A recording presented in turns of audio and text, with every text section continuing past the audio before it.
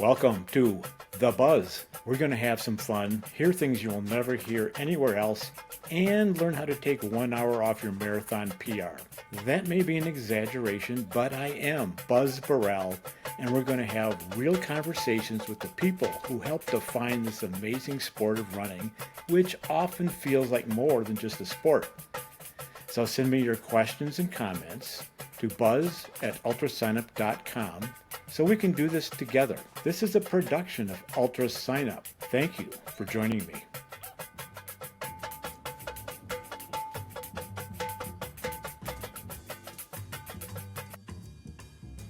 Hey team, this episode is brought to you in part by Arc'teryx, who just launched their new Sylvan shoe this spring. Arc'teryx took their fastest running shoe and made it faster with an ultra-responsive midsole and a carbon fiber composite plate. Built for speed, this shoe is for trail runners looking to move fast and maximize efficiency. The rockered shape of the midsole propels you from foot strike to toe off, while an ultra-responsive foam maximizes energy return and reduces fatigue. The carbon fiber plate adds extra stability so you can let it rip on uneven terrain with confidence, and outsole lugs provide solid traction on the trail. You can purchase the Sylvan 2 in an Arc'teryx store near you or online at arc'teryx.com. So when you first met your wife, did she immediately want to marry you with a name like you have? I don't believe so, Buzz, but that's a great question. I'll tell you this. So when I first met my wife, which was at NAU, just to take your question a little bit further, Northern Arizona University, I sat next to her all semester and thought how cute she was, how I wanted to. It took me all semester to ask her, to work up the nerve to ask her out on a date. And when I did finally ask her out, I was so nervous that I forgot to get her phone number. So I had to wait a whole weekend till I saw her in class the next go around to get her phone number to then capitalize on that date. So no, I don't think she first wanted to marry me, but in the end, it all worked out. And going on in October, it'll be 20 years. So yeah, I did pretty well. You did extremely well. So we have a person who has won, 5 of the last 9 races that you've entered. You've won outright 5 of the last 9 races you've entered, but you didn't have the courage to ask wait out for a date for like 3 months. That's classic stuff. Hey, folks, I got to get the stage set a little bit better here. I asked that question of Trueheart Brown. That's who I'm speaking with from. Are you in Flagstaff? Where are you right now, True? Correct. I'm in Flagstaff, Arizona here, in one of the running capitals of the world, if you will, trail running capitals of the world. So happy to be here and look forward to the conversation, Buzz.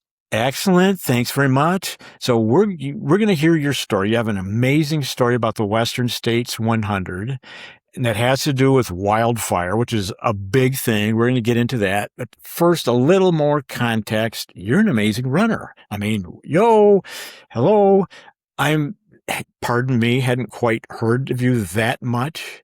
But in your 40s, I think you kind of came on strong. You weren't, maybe I'm just dumb and uninformed, but look like, wow, you won Black Canyon at a fairly later age, if you don't mind me saying so. And you won Sedona Canyons 125 just 2 months ago. Mm-hmm. So of the 9 races that show up on your Ultra Sign Up results, you've won the last 5 in a row. So, wow, good job on that. Thank you very much. So, what's up? Am I just not smart, or were you a late bloomer here? So, I guess, well, one, if I hadn't been still married to my wife, I wouldn't have the support to go out and do these things. And, she has provided me a ton of support to be able to do this. But, I would say in the running world, yeah, absolutely late bloomer, or, just, it's a passion I discovered later in life. I'm 46 years old now. I love running. It's kind of what I do for stress relief, but I've always been, I would say, from a very young age, an athlete. or consider myself one. I grew up ski racing back in on the East Coast. Was fairly competitive, but never great. Kind of worked my way into competitive road and track cycling, and did that for a very long time at a pretty high level. For a while, spent some time, traveling the country on the national team for a little bit, and definitely, let's say, built my endurance base, and have kind of built on that for years and years, and have always enjoyed just more of those longer distance, physically demanding endeavors, which kind of dovetails into my work career, if you will. After figuring out I wasn't going to be, a rider in the Tour de France or winning an Olympic gold medal, figured I needed to do something else with my life, and, found my way into firefighting, wildland firefighting, at the same time going to college at Northern Arizona University for forestry, where I met my wife, and, stumbled into that, and then spent a large portion of my career on a hotshot crew, traveling around the U.S. I know you mentioned you spent some time on a hotshot crew too, Buzz. Yes. And if there is nothing that there's nothing else I know of outside of ultra running that teaches you suffering like working on a hotshot crew. And I have, and the way I put it sometimes is, you will be on an incident, on a fire, on some ridge line in the middle of nowhere, questioning every one of your life's choices that got you to that point in that time. And but having that camaraderie and that shared suffering with folks that are out there trying to, protect national forest lands, or really whatever, infrastructure, private property, communities, watersheds. And there's something so rewarding about that, but it is just brutally hard work. And found that, and really, I loved working on a hotshot crew. And Well, True. Just note here for the listeners' sake, if someone wants to know how to win Black Canyon, there's kind of two paths you could take. Build up endurance through cycling. Cycling's fantastic. I mean, Killian Jornet's an excellent cyclist. Anti-Kropitschka cycles, and David Roach and his wife and Megan have gotten into cycling. Or you can join a hotshot crew. Now, I think the former is a better plan. But when you told me your story, I mean, all of a sudden I'm getting tears in my eyes. I mean, it's just coming back to me. Yeah, you don't forget those experiences. Yep, I would agree. And so just, working on a crew, and then obviously staying physically fit, drifted away from cycling, and, running and hiking became more my go-tos for PT, or physical fitness, and just kind of fell into running more and more. And I won't go into it right now, but it really became the way, running in particular and trail running, the way that I could decompress and I could turn my mind off, and kind of fell more and more into that, and just started dabbling in a little bit of running, and ended up, winning Black Canyon a couple of years ago, and didn't really think I had a chance at it, but I threw down at the beginning and just kind of did my thing and just fell into the groove, and it was a hell of a day. Everything kind of worked out. Western states didn't, but you know what? It's unfortunate, but it is what it is, and I just had to move on. And I still love running, and still love the opportunities that it's provided me, and I love running for running's sake. Well, True, you're, pardon me, but I'm going to interject a particular term. You're tough. I mean, I think athletes kind of need that. Ultra athletes definitely need that. When they look at the statistics, there's things like, VO2 max, which I don't think really makes that much difference personally. I have a very high VO2 max. I don't think it really helps. Grit helps a lot. That's been documented. And so without using the word you've said, that's what you've got. And you've gone internal with it. Like you said, you love running for the sake of running. It's a de-stressor, and you're still working a full-time job. So congratulations. And you mentioned, we both did, 2022. You win Black Canyon. You get the golden ticket. You punch your ticket to the big circus in the States. The big circus often refers to UTMB Mont Blanc, but this is the biggest, most prominent ultra race in the United States. And you did not attend. You were a DNS because this was fire season. Is that correct?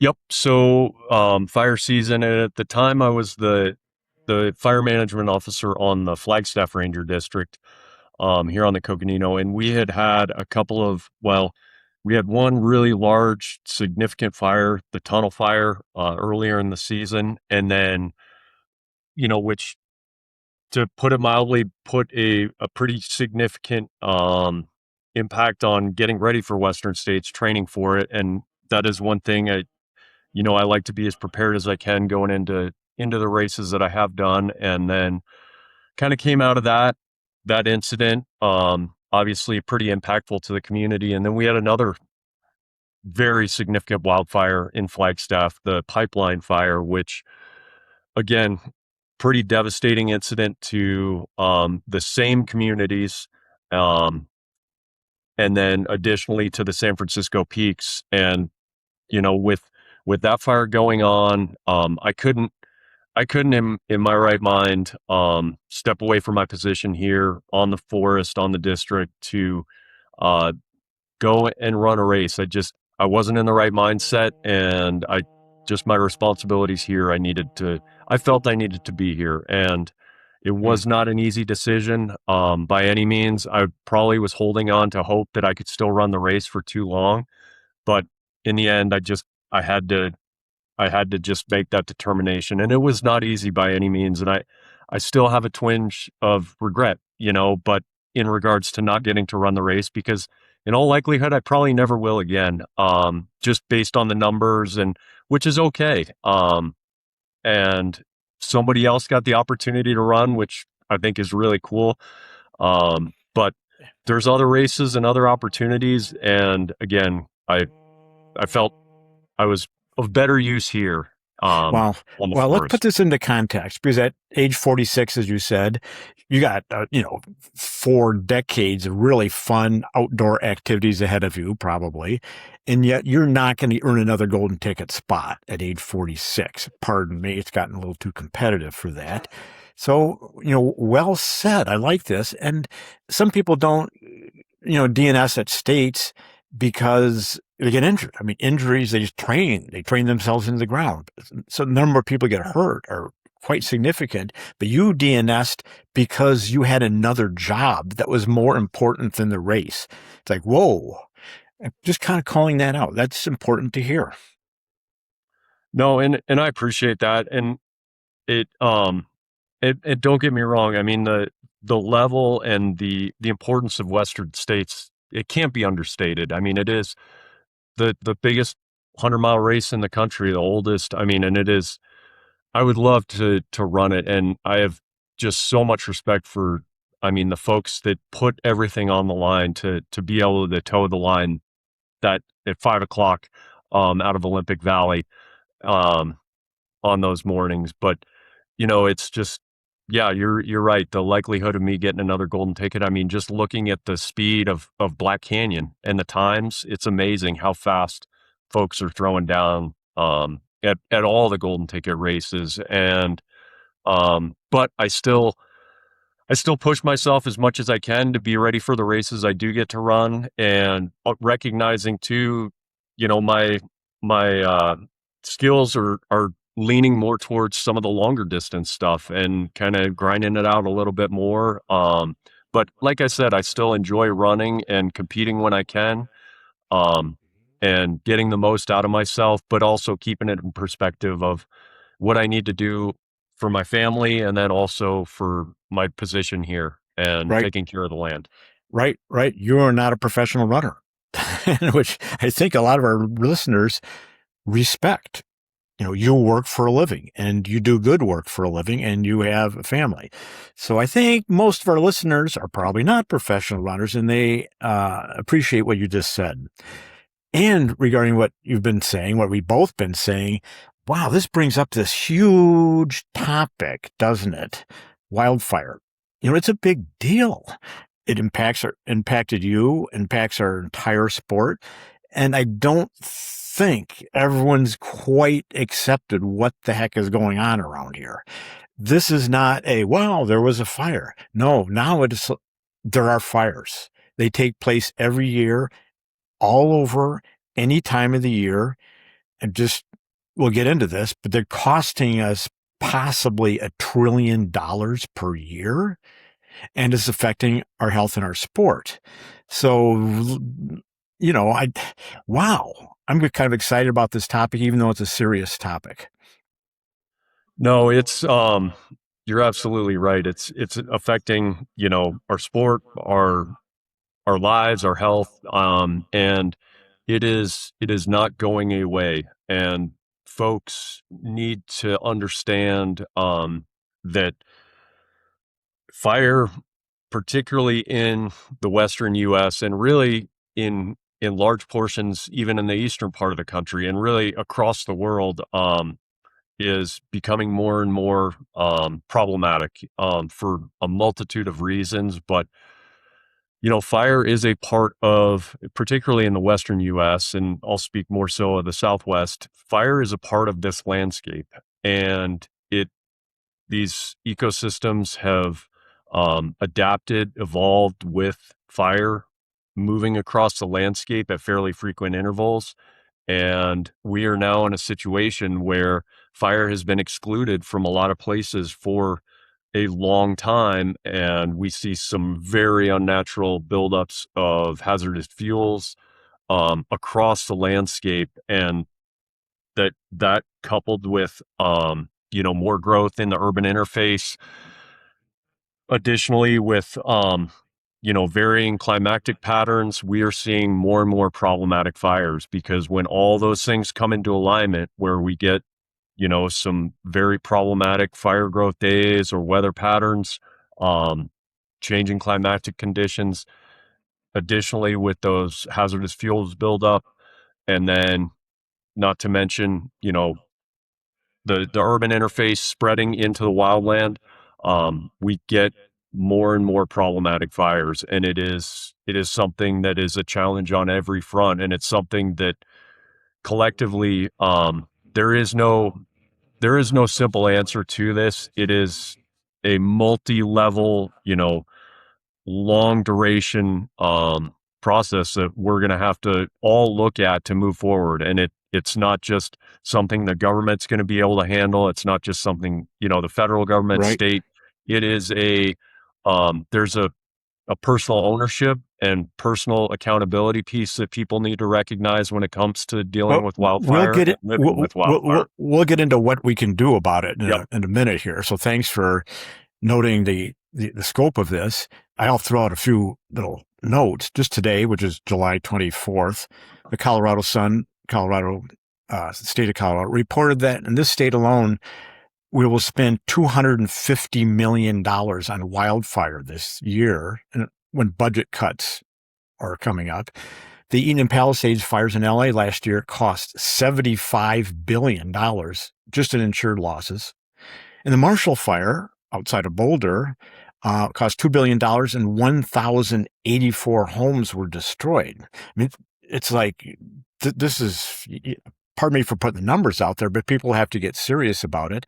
And it's happening much more frequently now. Sorry, a few more numbers, but going back to Colorado, 20 of the 20 largest fires in Colorado have occurred in the last 24 years, and 4 of the 5 largest fires just since 2020. So I'm going to have to put it out there. Climate change is playing a role, because you look at the planet is warming up, the fires are getting hotter and longer and all year round. And so this is a big factor. People died. Over 1,000 people died in France of a heat wave in June. So it's a global problem. And so if you're listening to this podcast from North Carolina or, wherever, yeah, we're all in it together right now. Yep, absolutely. And No, and we are in the thick of it right now here in the Western U.S. in our fire season. I think we're starting to see. Well, I know we're starting to see um, a significant amount of activity, obviously in Colorado this year, Utah. Fortunately, here in the Southwest, our monsoon has set up, and we are getting some pretty substantial rains, which is welcome, and we're needing it. And our fire danger has dropped precipitously here in the past couple of weeks.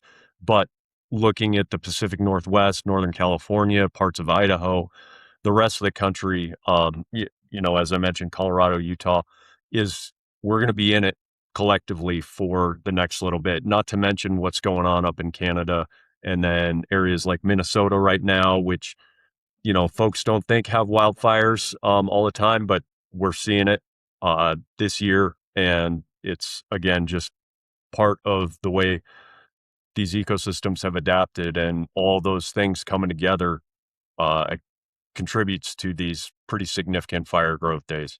Right. Thanks for bringing that up because I'm spending my summer in Michigan.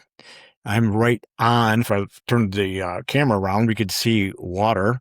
22% of the fresh water on the entire planet Earth is in the Great Lakes, which I am on. And yet we had a week of smoke, including 2 days where the AQI was over 300. We hit 457 on the air quality index. Officially in Michigan, had the worst air quality in the world, worse than Delhi, India, or Beijing, China. And we had no fire. So everyone's being affected. We're all in it together.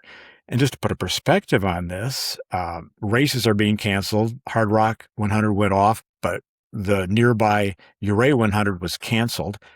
And it should be, because here's something people don't realize. Wildfire smoke is anything but innocuous.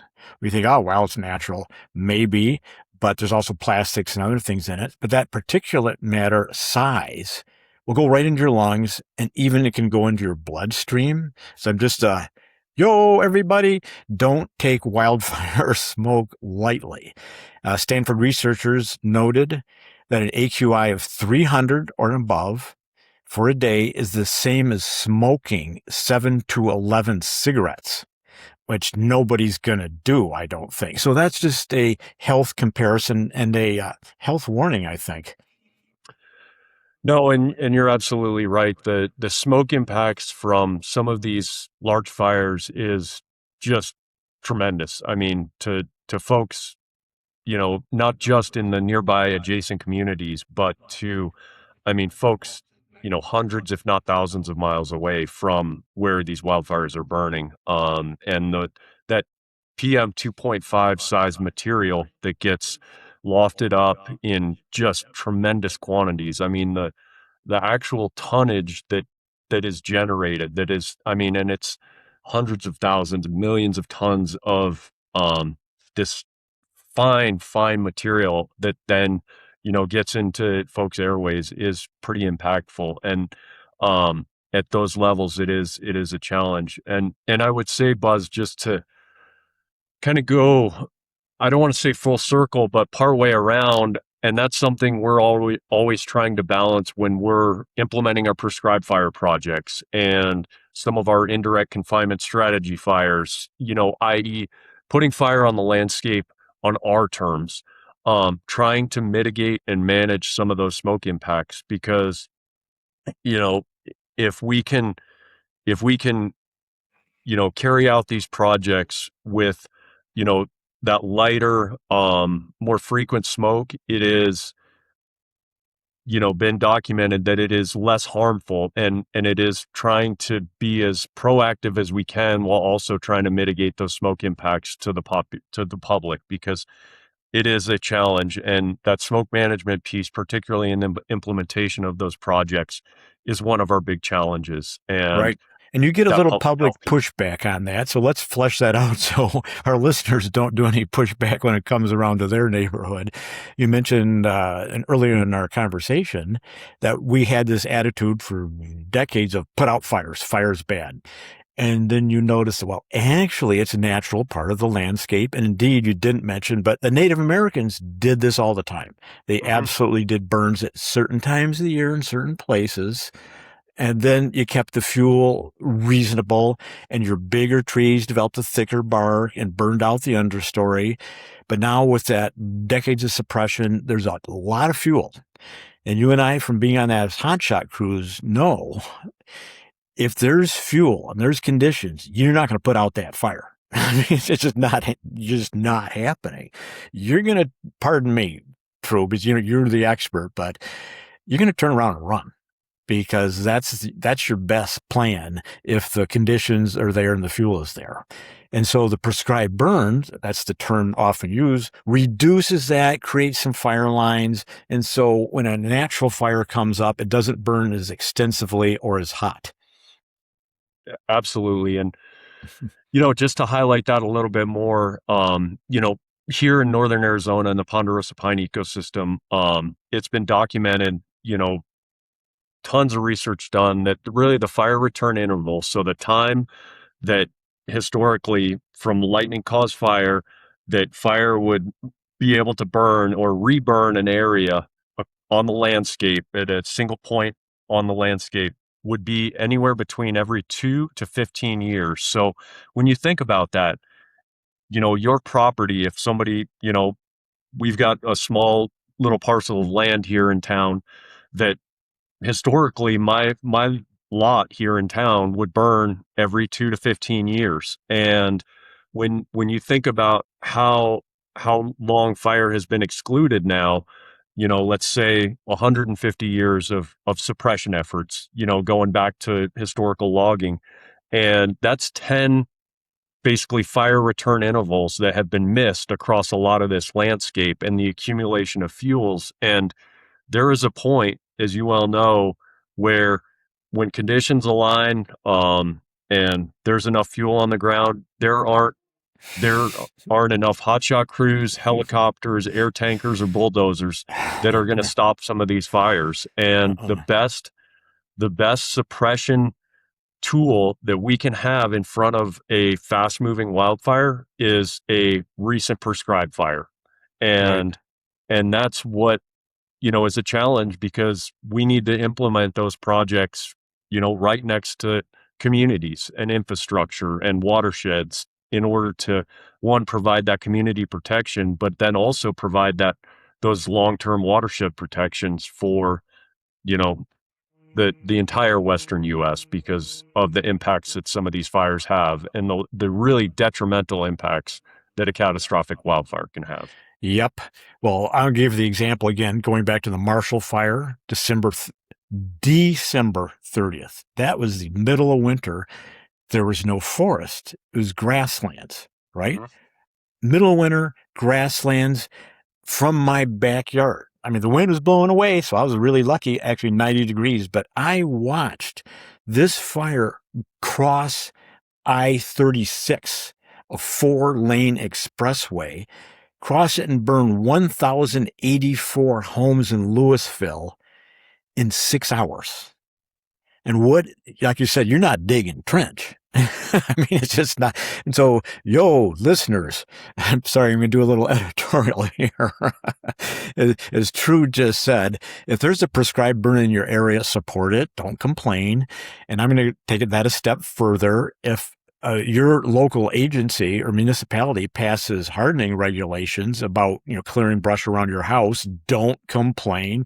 Just do it. So I'm just saying this. And it's for all our benefit, because you're going to run. That's your only solution if it gets going.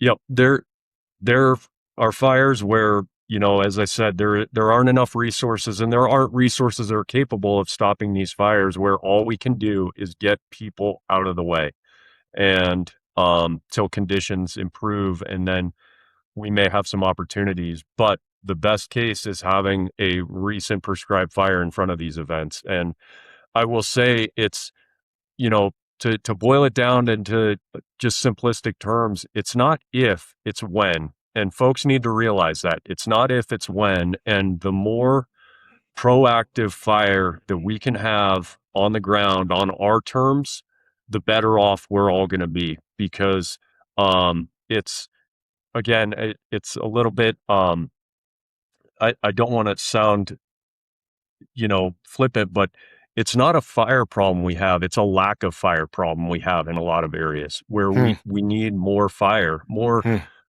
beneficial fire that is done in a controlled manner to reduce that long-term risk to people, communities, infrastructure, watersheds. And as you said, support your local fire managers at all levels, because, and I will tell you too, for as bad as the smoke may seem, the amount of smoke that I have ingested and is flowing around in my body after years of doing this, and the folks that are out there doing it, it's far, far greater. And I have sucked more smoke on prescribed burns than wildfires in the past, just due to how we are out there holding those lines and ensuring that these footprints stay in the box. And it is tough, hard work, but we're trying our best to mitigate those risks. You are. Thanks for putting it out there like that. I'm going to put a little finer or sharper point on it, if I may. Maybe it's just a nomenclature, but I question, based on what you've just been saying, the concept of fighting fire. Like all of a sudden I'm going, maybe this isn't how we want to be looking at it. We think we can fight fire and beat it, like fighting cancer. We're like fighting a hurricane. No one fights hurricanes. Instead, we harden, we protect, we manage, we take care of structures and build them to codes so that if a 75-mile-an-hour wind comes by, the roof doesn't come off. There are fire building codes that will do the same, and we don't adopt them. We can harden our structures, we can clear from around our house. So I'm kind of shifting my way of thinking into keep fighting fires if you can, but the emphasis should be on hardening and prevention. Yeah, and I would agree, Buzz. I think there's also an aspect, and um, so I go around in my position now and conduct readiness reviews with all of our resources across the forest. And the one thing I always try to convey to folks, I've got almost 220 people in my fire organization here on the forest, so it's pretty robust, and I have some great people in here, and I'm so proud of what they do and who they are.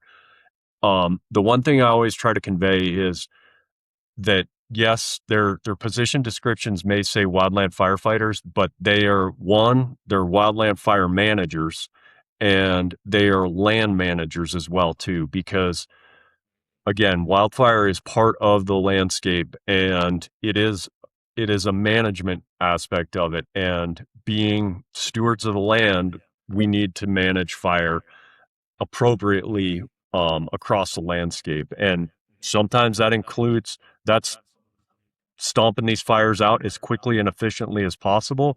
Sometimes that means putting prescribed fire on the ground. Sometimes that means backing off to a road system that makes more sense. It's safer, both short and long term, for our responders and the public. And it is the consideration of all those tools in the toolbox when it comes to, the short and long term management of the landscape, Okay. and making sure that it's there for everybody, not only on the short, but the long term. Sometimes you put them out, as you said, you stop on it right away, and sometimes you don't. And prescribed burns are a definite tool. I'm going to touch on a very sensitive topic.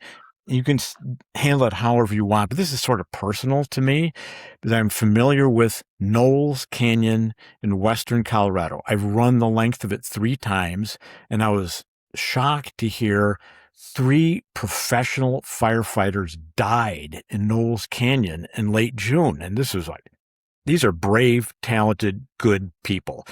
And so pardon me if this is a sensitive conversation, but I have to ask if you have an opinion or a thought on this or not. And if you don't, just leave it alone. But they were helicoptered into a canyon that is sheer vertical walls for 12 straight miles. You can only get in at the top, at the bottom, at the Colorado River. There's no structures to protect. And so I'm going, wow, do we really want to fight fires in this fashion? or what the heck was going on. Because immediately it's in the news, making headlines. The politicians are saying, we're going to launch a big investigation to determine what happened, which they say every time a firefighter dies. They say it every time. And then, pardon me, it seems to me, South Canyon, Glenwood Springs, it happens again. So I'm quite dismayed by this. What the heck? Why were they put in this position? To me, it was kind of like sending someone to climb Everest barefoot. That was a tough position, in my opinion. Um, it's an absolute tragedy, Buzz, what happened to those folks. And I will say, one of those individuals, Nick Hutcherson, was an employee on the adjacent forest, the Kaibab National Forest, and attended his memorial just the other day down in the valley, down there. And I can't speak to the specifics, and I really won't, Buzz. I will say, you know, back to my comment about sometimes we need to put folks in places to put out fires so they don't become bigger. And I can't speak to exactly what happened. It was a tragedy. I will say, I I do believe that there were other fires in the area that you know blew up that day that overran them as they were coming out. But I don't know the specifics other than I do know it's just a tragedy, and I truly feel the loss for not only their families and friends, but then just the organizations and really the whole wildland community as a whole, because it is as big as it is. It's a very tight knit community too, and I will speak to um, other tragedy incidents that I've been a part of, and you know this is and it's something that we all recognize when we step into this role. These are, for all the safety measures and protocols that we have in place, um, these are dangerous positions. And that is something we take on, and we recognize that stepping into it. Obviously, nobody prepares or wants to think about the absolute worst, but fire is, as we have seen from, as you mentioned, the Marshall Fire to South Canyon to Yarnell Hill to the Knowles Fire. Um, Fire is a very dynamic and can be just brutal in its in how it moves across the landscape, and that's why we do what we do to try to protect the public, communities, private property, and infrastructure. And again, it's a tragedy, and I'll leave it there. Well said. Thank you for allowing me to voice my sorrow and just kind of put it out there. It's a sensitive topic, so thank you for being able to handle it. And I appreciated what you said at the end. We're runners. Hey, we're fast. We're good athletes. You're not outrunning a fire. Just a quick heads up. So if you're ever in a situation that's threatening, don't go there. It's kind of like the old joke or not joke about outrunning the avalanche. That doesn't really happen. You don't outrun. Avalanches go about 100 miles an hour. So if you're in a situation that looks threatening, the other direction is your best plan of action. So thank you. Okay, a couple deep breaths here. Appreciate you, True. So where are you going next now? And again, we're so happy and so respectful that you're a top runner and you have this very important job, which we just discussed why it's so important. So what's next for you, either professionally or running wise? I mean, you won your race in May at the Canyons, and what's coming up next for you?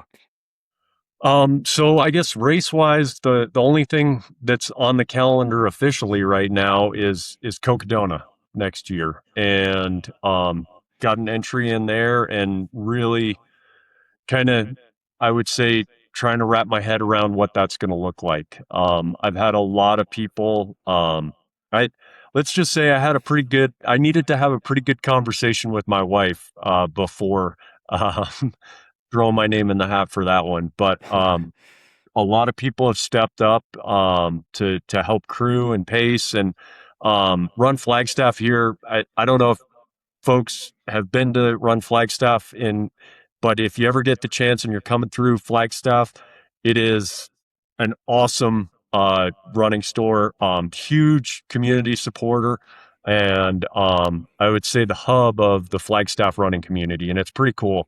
But they've stepped up to kind of help support me, and really looking forward to Coconino.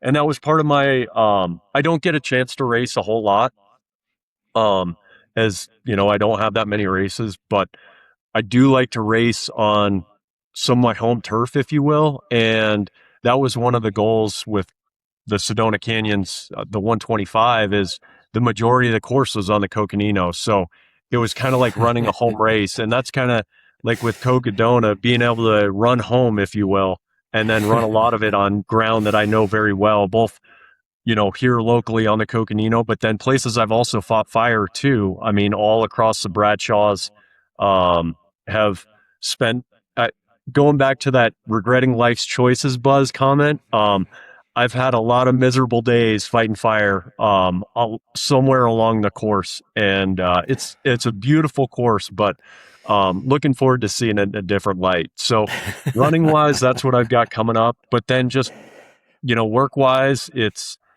you know, as I said, we're in the monsoon right now, which is great. So we're starting to send a lot of our resources to other parts of the country to support other fires and communities and states that are in dire need right now. And then I'll probably go out, try to support other incidents as well too, forests, regions here for the next little bit. And then we'll shift gears as we come into the fall, and we'll dive deep into prescribed fire season, which, you know, as I said, is where we get as much done as we can in the windows we can here locally.